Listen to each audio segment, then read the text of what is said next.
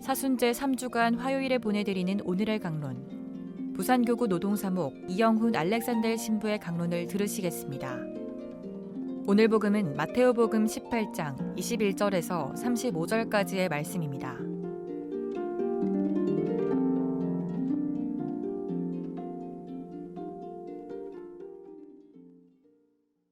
그때 베드로가 예수님께 다가와 주님, 제 형제가 저에게 죄를 지으면 몇 번이나 용서해 주어야 합니까?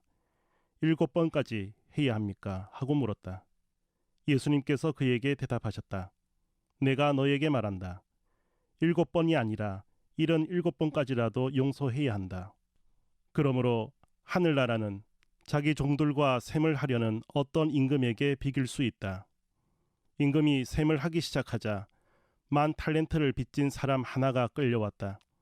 그런데 그가 빚을 갚을 길이 없으므로 주인은 그 종에게 자신과 아내와 자식과 그 밖에 가진 것을 다 팔아서 갚으라고 명령하였다. 그러자 그 종이 엎드려 절하며 제발 참아 주십시오. 제가 다 갚겠습니다 하고 말하였다. 그 종의 주인은 가엾은 마음이 들어 그를 놓아주고 부채도 탕감해 주었다. 그런데 그 종이 나가서 자기에게 100데나리온을 빚진 동료 하나를 만났다. 그러자 그를 붙들어 멱살을 잡고 빚진 것을 갚아라 하고 말하였다. 그의 동료는 엎드려서 제발 참아주게, 내가 갚겠네 하고 청하였다. 그러나 그는 들여주려고 하지 않았다. 그리고 가서 그 동료가 빚진 것을 다 갚을 때까지 감옥에 가두었다. 동료들이 그렇게 벌어진 일을 보고 너무 안타까운 나머지 주인에게 가서 그 일을 죄다 일렀다. 그러자 주인이 그 종을 불러들여 말하였다. 이 악한 종아, 네가 청하기에 나는 너에게 빚을 다 탕감해 주었다. 내가 너에게 자비를 베푼 것처럼 너도 너의 동료에게 자비를 베풀어야 하지 않느냐. 그러고 나서 화가 난 주인은 그를 고문 형리에게 넘겨 빚진 것을 다 갚게 하였다. 너희가 저마다 자기 형제를 마음으로부터 용서하지 않으면 하늘의 내 아버지께서도 너희에게 그와 같이 하실 것이다. 주님, 제 형제가 저에게 죄를 지으면 몇 번이나 용서해 주어야 합니까? 베드로는 용서에 관해 예수님께 질문합니다. 그러나 용서의 횟수보다 먼저 해야 할 질문은 왜 용서해야 하는가입니다. 하느님께서 그리스도를 통해서 여러분을 용서하신 것처럼 서로 용서하십시오 라고 명령하셨기 때문에 실천하는 의무가 아니라 용서가 우리에게 필요한 이유를 먼저 알아야 합니다. 용서는 자비와 사랑 그리고 용기와 인내를 필요로 합니다. 상처 입은 자신을 먼저 사랑해야 합니다. 자기 위로가 필요합니다.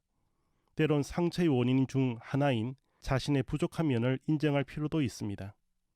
그리고 이제 선택해야 합니다. 상대방과의 관계를 지속할 것인가, 아님 단절할 것인가. 어떤 선택을 하든 용기가 필요합니다. 어떠한 선택을 하든 자유로움 혹은 불편함을 느낄 수밖에 없습니다. 이제 인내가 필요합니다. 용서를 선택했다면 상대방이 나의 손을 진심으로 잡아줄 때까지 기다려야 합니다. 용서를 선택하지 않았다면 상대방과의 적대적인 관계를 비난, 회피, 무관심 등으로 끝까지 유지시켜야 합니다. 어떠한 선택을 하시겠습니까? 물론 선택은 자유입니다. 그리고 상황에 따라 선택은 매번 달라질 수도 있습니다. 용서의 방법은 두 가지가 있습니다. 한 가지는 조건적 용서입니다. 가해자가 잘못을 인정하고 용서를 청할 때 베푸는 용서입니다. 우리가 가장 원하는 방법입니다. 다른 한 가지는 형제가 너에게 원망을 품고 있는 것이 생각나거든 먼저 그 형제와 화해하여라는 말씀처럼 먼저 손을 내미는 것입니다. 그렇게 선호하지 않는 방법입니다.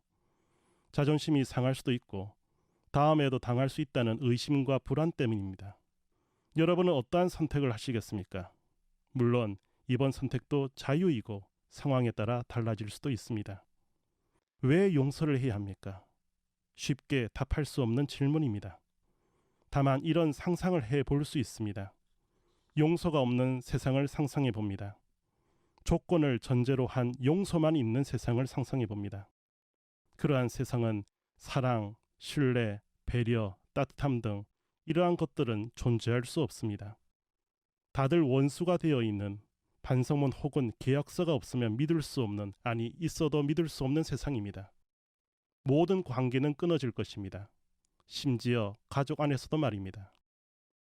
용서가 없다면 우리는 홀로 살아가야 합니다.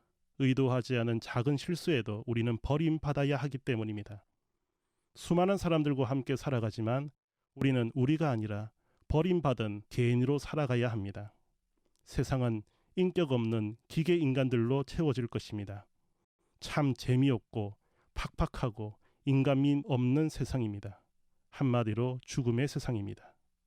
용서는 인간이 인간으로서 살아갈 수 있는 최소한 공간을 마련해 줍니다. 용서는 세상이 그 공간을 통해 절망과 죽음이 아닌 희망과 생명을 숨쉴 수 있도록 합니다. 우리는 거기서 숨을 쉽니다. 거기서 우리는 더불어 살아갑니다. 부족하지만 제가 생각하는 용서의 필요성입니다. 여러분은 어떻게 생각하십니까?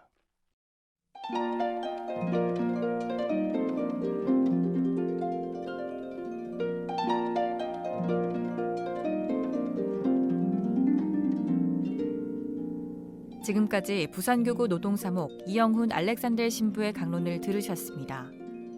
오늘의 강론은 공인회계사 임만석 바오로 형제님과 함께합니다.